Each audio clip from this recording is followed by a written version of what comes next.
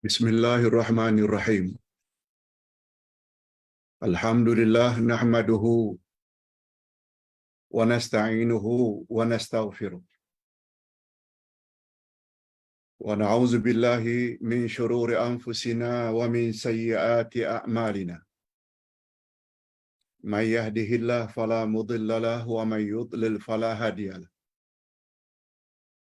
Asyhadu an la ilaha illallah wahdahu la syarika lah wa asyhadu anna Muhammadan abduhu wa rasuluh la nabiyya ba'dah. Allahumma salli wa sallim ala nabiyyina Muhammad wa ala alihi wa sahbihi ajma'in amma ba'd. Hadirin dan hadirat serta para pemirsa yang saya hormati. Assalamualaikum warahmatullahi wabarakatuh.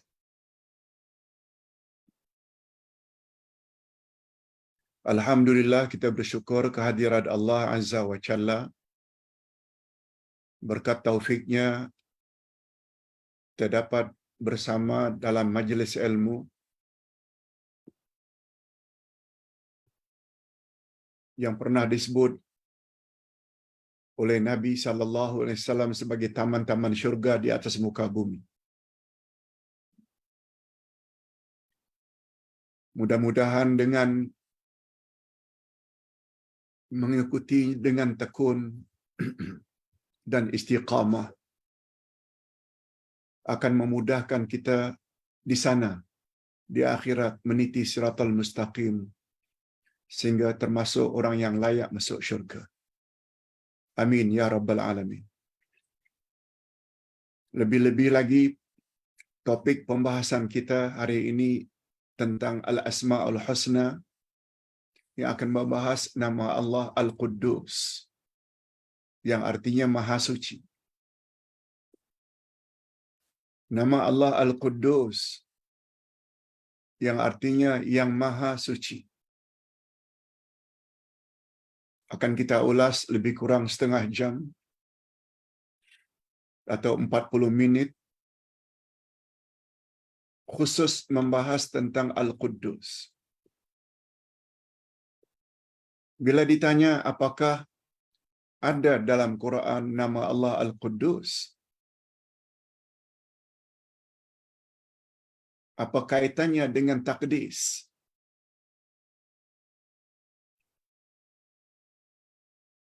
Mengapa di Palestin ada masjid yang disebut dengan Baitul Maqdis?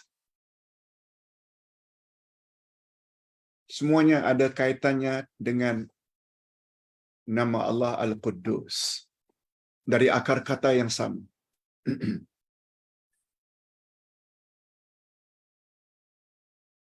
Apa sebabnya malaikat Jibril dipanggil dengan Ruhul Quddus? Bila ditanya apakah ada dalil dari Al-Quran yang menyebut tentang nama Allah ini, jawabnya ada. Kita boleh lihat dalam surat Al-Hasyr ayat 23, ayat yang sangat banyak menyebut nama-nama Allah. Allah berfirman, A'udzubillahi minasyaitonir rajim. Huwallahu allazi la ilaha illa huwal malikul quddus. Assalamul mu'min, al-muhaimin, al-azizil jabbar, al-mutakabbir. Subhanallahi amma yusyrikun. Dialah Allah yang tiada Tuhan selain Dia. Dia adalah Raja Al-Quddus yang Maha Suci dan Maha Sejahtera, yang mengurniakan keamanan, Al-Mu'min, yang Maha Memelihara, Al-Muhaimin, yang Maha Perkasa, Al-Aziz, yang Maha Kuasa, Al-Jabbar, yang memiliki segala keagungan, Al-Mutakabbir. Subhanallah ya amma yusyrikun. Maha suci Allah dari apa yang mereka persekutukan. Maha suci Allah daripada syirik. Ayat berikutnya adalah ayat 30 dari surat Al-Baqarah. Sebagaimana kata-kata para malaikat, wa nahnu nusabbihu bihamdika wa nuqaddisu lak. Padahal kami senantiasa bertasbih dengan memuji engkau dan mensucikan engkau. Nuqaddis, mensucikan Allah Subhanahu wa taala. Nuqaddis.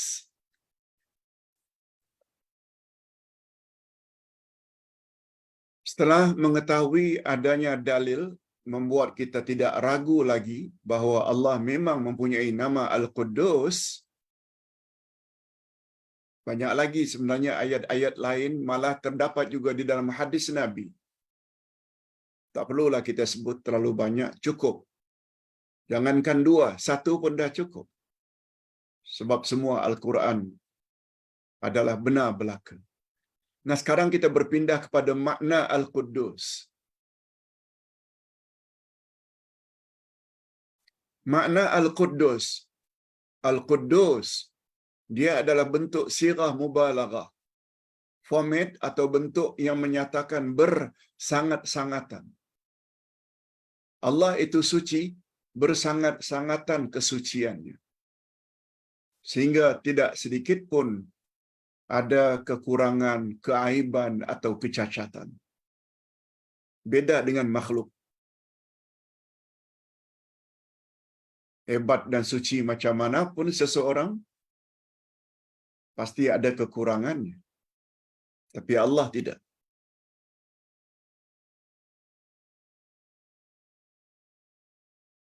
Ada dua makna utama daripada Al-Quddus. Pertama, Al-Quddus mengandung makna taharah, suci. Dia juga membawa makna an-nazahah, yaitu bersih. Atas sebab itulah syurga dipanggil dengan Haziratul Quds. Karena syurga suci dan bersih dari segala kekurangan dunia. Sebabnya syurga dipanggil dengan Haziratul Quds, tempat yang bersih, suci daripada kekurangan dunia. Walaupun barangkali di dalam syurga ada kurma, tamar, ada inab, anggur, juga ada al-fawakih, buah-buahan, al-burtuqal, ar-rumman, delima. Namun demikian, buah-buahan dalam syurga tak serupa dengan buah-buahan yang serupa di atas muka bumi. Walaupun namanya sama, tapi rasanya lain, maknanya lain.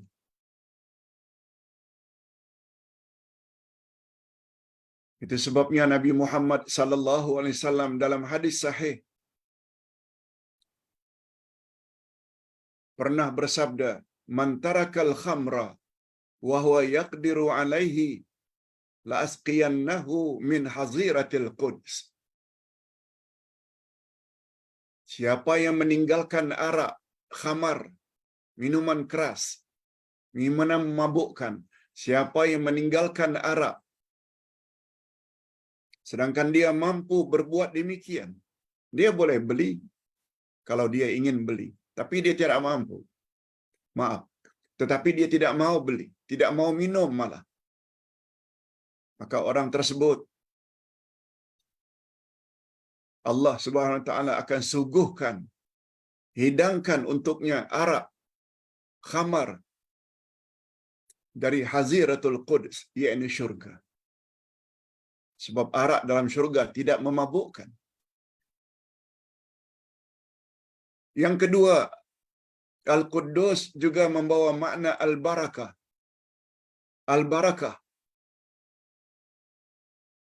keberkatan. Daripada makna ini, maka dinamakan Palestin dengan Al-Ardul Muqaddasah, yaitu bumi yang diberkati, al-ardul muqaddasah, Baitul Maqdis, semuanya membawa makna keberkatan. Bumi yang diberkati oleh Allah. Oleh sebab itu, dari dua makna itu, maka dapatlah kita ambil kesimpulan bahawa nama Allah Al-Quddus mengandungi maksud, dialah Allah yang suci, bersih dari segala jenis keburukan, keaiban, kecacatan, kekurangan, dan ia penuh dengan keagungan dan kebesaran. Syekh Muhammad Ahmad Isa berkata, atas sebab itulah syurga dinamakan dengan Haziratul Quds, karena kesucian syurga dari segala kekurangan dunia. Dan dengan makna ini pula lah maka malaikat disebut dengan Rohul Qudus. Rohul Qudus. Karena dia suci dan bersih dari segala keaiban dan sifat-sifat yang tercela. Sebagaimana yang malaikat pernah sebut, wa nahnu nusabbihu wa nuqaddisu lak. Kami senantiasa bertasbih dan memuji engkau dengan mensucikan engkau. Maksudnya, kami mensucikan engkau dari segala sifat yang tidak layak bagimu. Ini dia. Itu sifat malaikat. Dan sifat itulah sifat yang benar. Walaupun Allah Subhanahu wa taala katakan dia bersemayam di atas arasy. Walaupun Allah katakan dalam Al-Quran dia punya tangan. Walaupun dalam Al-Quran Allah Subhanahu wa taala katakan dia ada muka. Yakini saja Allah memang ada tangan, memang ada muka. Allah memang bersemayam di atas arasy. Tapi wajah, tangan bersemayam sesuai dengan kebesaran Allah. Yang pasti tidak sama dengan wajah bersemayam dan tangan makhluk. Tidak sama. Itu makna Quddus. Dia sama dengan makna Subhanallah, Maha Suci Allah dari segala kekurangan, dari segala penyerupaan. Hadirin dan hadirat, serta para pemirsa yang saya hormati. Kalau di dalam syurga ada nama buah-buahan serupa dengan buah-buahan yang ada di bumi, seperti tamar yang artinya korma, ainab yang artinya anggur, rumman yang artinya delima. Kita dah katakan tadi, walaupun namanya sama, walaupun sama-sama makhluk, buah-buahan dalam syurga makhluk juga. Buah-buahan di dunia makhluk juga. Namanya sama, tapi tidak serupa. Tidak sama. Dari sudut makna, dari sudut rasa, tak sama. Padahal makhluk dengan makhluk. Apatah lagi antara makhluk dengan Khalik, Maha Suci Allah. Itu sebabnya kita tetapkan sifat-sifat Allah sebagaimana yang Allah sebut dalam Al-Quran tanpa menyerupakan sifat-sifat Allah itu dengan sifat makhluk. Sifat tersebut memang wujud pada Allah sesuai dengan kebesaran dan keagungan. Cuma orang-orang yang tidak faham selalu tuduh kita. Oh, kita dah menyamakan Allah dengan makhluk. Itu semua tuduhan karena tak faham. Sehingga kita digelar sebagai mujassimah. Mendakwa Tuhan itu ada jisim. No. Takkan kita sebodoh itu. Itu pandangan salafus saleh. Itu pandangan para sahabat yang pernah disanjung oleh Nabi sebagai kurun yang terbaik dalam pegangan agama mereka. Hadirin dan hadirat serta para pemirsa yang saya hormati. Nah, sekarang kita berpindah kepada kandungan nama Allah Al-Quddus. Di antara kandungan nama Allah Al-Quddus, sebagaimana tersimpul di bawah ini, Ustaz tulis ada 6 simpulan dari nama tersebut. Ustaz sebut secara ringkas saja. Hadirin dan hadirat, sila baca buku ini. Sebabnya memiliki buku ini sangat mustahak untuk kemantapan iman.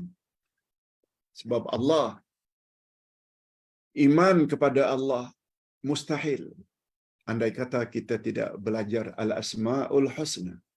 Andai kata kita tidak belajar ilmu tafsir. Sebab bagi kita yang berpahaman Ahlus Sunnah wal Jamaah, Allah yang Maha Ghaib, kita kenal dia melalui nama-nama dan sifat-sifatnya. Nama-nama dan sifat-sifatnya tertera dalam Al-Asma'ul Husna dan tertera di dalam Al-Quran. Sebab Al-Quran adalah kalamullah.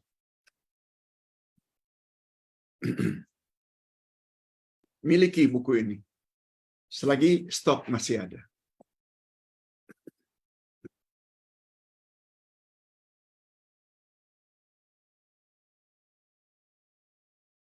Adapun kandungan pertama dari nama Allah Al-Quddus, pertama, Allah Maha Suci dari segala bentuk kekurangan, kecacatan, pada zatnya, pada sifatnya, pada perbuatannya, suci dari segala kekurangan.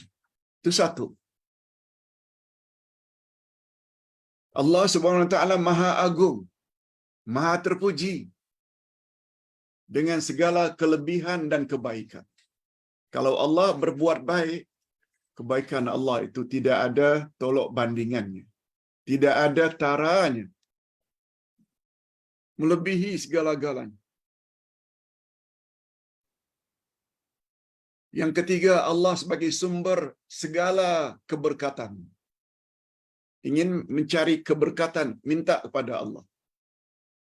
Sebab di dalam keyakinan kita yang berpahaman Ahlus Sunnah wal Jamaah, keberkatan adalah milik Allah, bukan milik makhluk.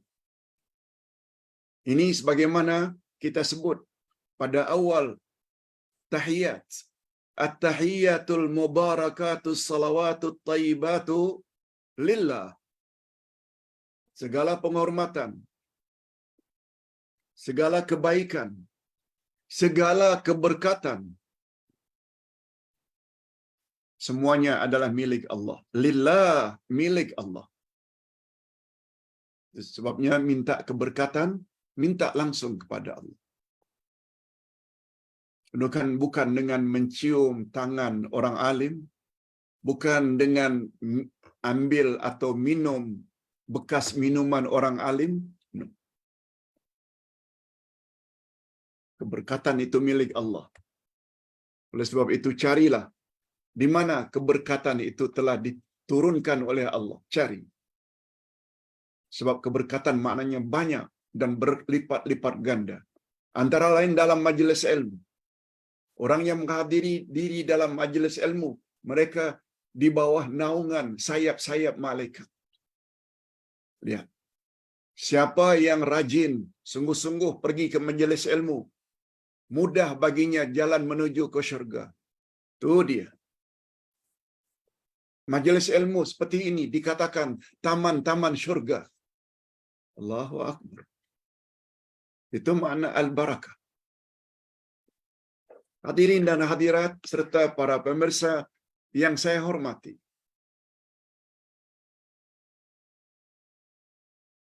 Yang keempat, kehebatan nama Allah Al-Quddus, Maha Suci daripada penyerupaan dengan seorang pun daripada makhluknya. Ini yang kita baru sebut. Itu sebabnya sifat Allah dengan sifat makhluk boleh sama dalam lafaz, dalam sebutan. Allah hidup, Ustaz hidup. Boleh. Yang dalam bahasa Arab, Allahu hayyun, Al-Ustazu hayyun. Boleh. Tapi makna hidup di sisi Allah tak sama dengan hidup di sisi ustaz. Ustaz bermula tiada, kemudian muncul di atas muka bumi setelah lahir, dan tak lama lagi akan pergi meninggalkan bumi, akan tiada di bumi. Itu makhluk. Allah tidak. Allah ada senantiasa, tidak bermula dan tidak berakhir. Itu maknanya Allah tak serupa. Maha suci Allah daripada penyerupaan dengan makhluk. Sebabnya bila Allah katakan dia ada wajah, dia ada tangan, dia bersemayam di atas arasy, katakan saja exactly macam yang Allah kata, tanpa menyerupakan sifat-sifat Allah itu dengan sifat-sifat makhluk. Istilah dalam ilmu Asma'ul Husna sama dalam lafaz, tapi beza dalam makna. Ia tidak membawa makna menyamakan Allah dengan makhluk. Yang kelima, hanya Allah yang berhak dan layak disucikan, dibersihkan. Hanya Allah saja yang layak disucikan dan dibersihkan daripada semua makhluk. Kalau Allah kata semuanya benar, makhluk bila berkata belum tentu benar, kecuali maksum, kecuali Nabi yang memang diberi oleh Allah sifat itu. Oleh sebab itu, ingin mendapat panduan agama, boleh ambil dari mana-mana ustaz. Tetapi bukan dari ustaz yang hanya sekedar cakap tanpa membawa kalamullah, tanpa membawa kalamur Rasul. Cakap Ustaz Abdullah Yassin juga jangan pakai kalau apa yang Abdullah Yassin cakap tidak bawa dalil dari Quran dan Sunnah. Sebab Abdullah Yassin tidak maksum. Ini sebagaimana kata-kata Imam Malik ketika berada di samping kubur Nabi sallallahu alaihi wasallam. Ketika berada di samping atau berdekatan dengan kubur baginda, kata Nabi, maaf, kata Imam Malik, pendapat kami, pendapat manusia, kita boleh ambil dan kita boleh tolak, kecuali manusia yang ada dalam kuburan ini. Sambil menunjuk kubur Nabi sallallahu alaihi wasallam, karena semua kata-kata baginda adalah sahih. Bila itu datang dari hadis-hadis yang derajatnya sahih. Tak boleh tolak. Bila tolak, rosak iman kita. Karena terlalu fanatik dan ta'assub kepada orang-orang tertentu. Dan itu bermakna secara tidak langsung kita telah meletakkan orang yang kita sanjung itu lebih tinggi daripada Rasulullah sallallahu alaihi wasallam. Dan yang keenam, yang terakhir, kehebatan nama Allah Al-Quddus. Ia adalah kemuncak pensucian hamba terhadap zat Allah, yaitu dengan mentauhidkan Allah, mengesahkan Allah dalam beribadat dan menafikan segala sekutu dan tandingan daripada Allah. Ini yang tak ada pada orang kafir. Kita tidak. Sudahlah memiliki tauhid rububiyah, memiliki tauhid asma wa sifat, kita juga memiliki tauhid ibadat atau nama lainnya tauhid uluhiyah. Hanya Allah saja yang kita sembah, tidak yang lain. Allahu Akbar. Cantiknya ajaran Islam. Hadirin dan hadirat rahimakumullah. Terakhir, apa kesan Pak Ustaz beriman dengan nama Allah Al-Quddus? Apa dia kesan positif? Coba perhatikan baik-baik. Kesan-kesan ini atau akibat iman kepada Al-Quddus dengan cara tadi, dia akan membentuk pribadi kita. akan jadi pribadi yang macam mana? Pertama sekali, nama Allah Al-Quddus akan membentuk jiwa mukmin untuk mencintai dan mengagungkan Allah sahaja, Tuhan sekalian alam. Kita akan cintakan dia. Kita akan agungkan dia. Sebagaimana ucapan kita dalam surat Al-Fatihah, Alhamdulillahi Rabbil Alamin. Segala puji milikmu ya Allah, Tuhan sekalian alam. Ekoran daripada kita mensucikan Allah, kita juga kesannya akan senantiasa mensucikan diri kita. Bukan setakat jasmani, mandi, beruduk, bersihkan segala kekotoran jasmani yang disebut dengan at-taharatul hissiyah, kesucian physically, dengan mandi, dengan beruduk, dan dengan berbagai-bagai, asal badan kita bersih. Bukan hanya setakat itu, tetapi kesan iman kita terhadap Al-Quddus, kita juga akan mensucikan batin kita dari sifat-sifat yang tidak elok. Hasad, dengki, ria, ujub, takabur, sombong. Kita akan bersihkan yang dipanggil dengan at-taharatul ma'nawiyah. Ada namanya at-taharatul hissiyah. Hissiyah itu physically, tapi kita juga akan membersihkan batin kita, jiwa kita, hati kita dari segala kekotoran-kekotoran hati. Itu sebabnya jangan terlalu tertarik dengan handsome-nya orang-orang barat, handsome-nya orang-orang Arab, handsome-nya orang-orang India, hidung mancung, tinggi, putih, kalau orang-orang barat. Jangan terlalu bangga apabila mereka sendiri syirik. Syirik adalah dosa yang paling besar. Kalau hati mereka tidak bersih, membersihkan hati yang paling utama adalah iman. Mereka tak ada iman. Mereka kufur. Sebab kufur adalah lawan daripada iman. Orang beriman dan orang kafir. Orang kafir sebenarnya kotor, sekotor-kotornya. Maksud Ustaz,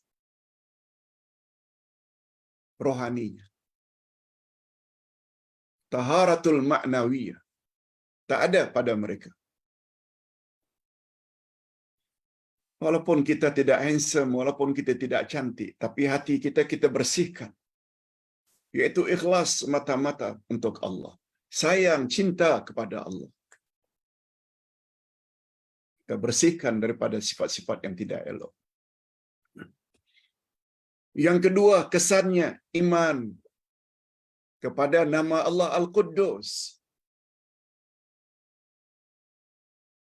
Dia akan dapat membentuk jiwa mukmin untuk senantiasa berusaha menghindarkan fitnah. Fitnah terbagi dua. Ada namanya fitnah syahwat, ada namanya fitnah syubhat. Ustaz ada tulis. Fitnah syahwat iaitu terlalu ikut hawa nafsu. Ingin memuaskan nafsu seks, lalu berzina.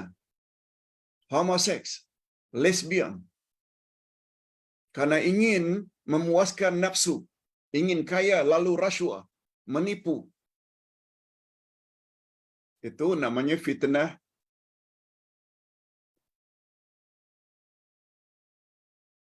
syahwat. Satu lagi namanya fitnah syubhat.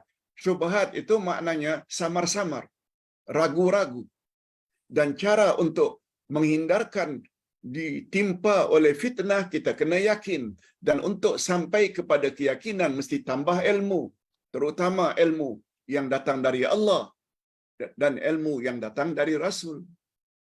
Sebab segala yang datang dari Allah dan Rasul adalah benar belaka. Dengan kebenaran tersebut membuat kita yakin.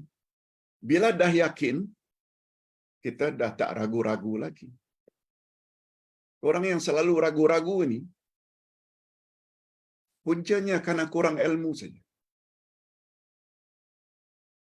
Kita yang sudah ikut kelas 30 tahun sama Uday, 20 tahun, 15 tahun, puluhan ribu followers kita. Ada pula yang baru join, baru setahun, 2 tahun, 3 tahun, baru beberapa bulan, no problem. Sebab kita punya prinsip,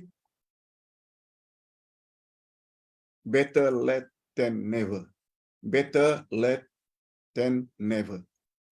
Lebih baik terlambat daripada tidak sama sekali.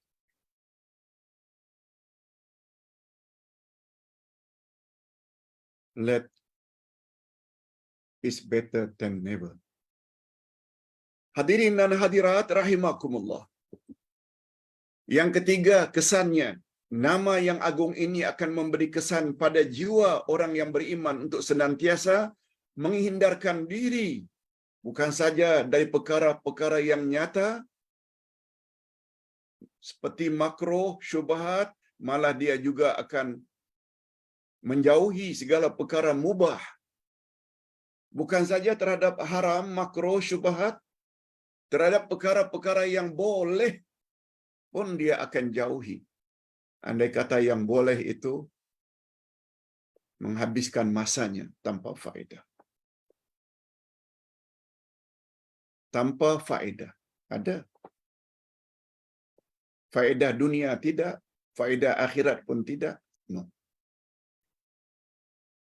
Bila berzikir, dia pastikan zikirnya itu zikir yang datang daripada Rasulullah. Membaca Al-Quran. Kalau salat, dia tidak akan salat kecuali salat yang disuruh. Dan caranya sebagaimana cara yang telah ditetapkan oleh Rasulullah sallallahu alaihi wasallam.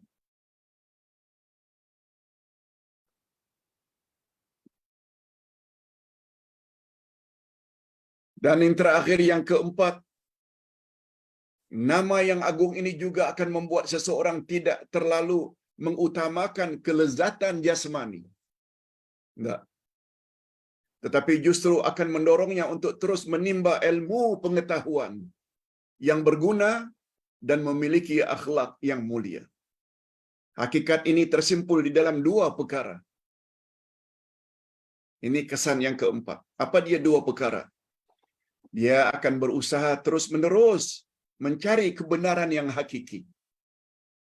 Sama ada sumbernya dari Quran, sama ada sumbernya dari Al-Asma'ul Husna, sama ada sumbernya daripada hadis Nabi yang sahih, dia akan jadi orang yang mengutamakan itu. Daripada ceramah-ceramah yang kosong dengan dalil. Yang kedua, perkara yang dia akan lakukan, dia akan senantiasa mencari kebaikan dengan mengamalkan kebenaran yang diyakininya. Bila dia dah tahu dari sudut ilmu, yakin, langsung diamalkannya. Walaupun amalannya itu tidak disenangi oleh masyarakatnya. Sebab yang jadi tujuan utamanya ialah reda Allah, bukan reda manusia. Mudah-mudahan apa yang kita sampaikan ini ada juga manfaatnya bagi kita semua. Lebih kurang demikianlah, lebih kurang 35 minit pembahasan tentang nama Allah Al-Quddus.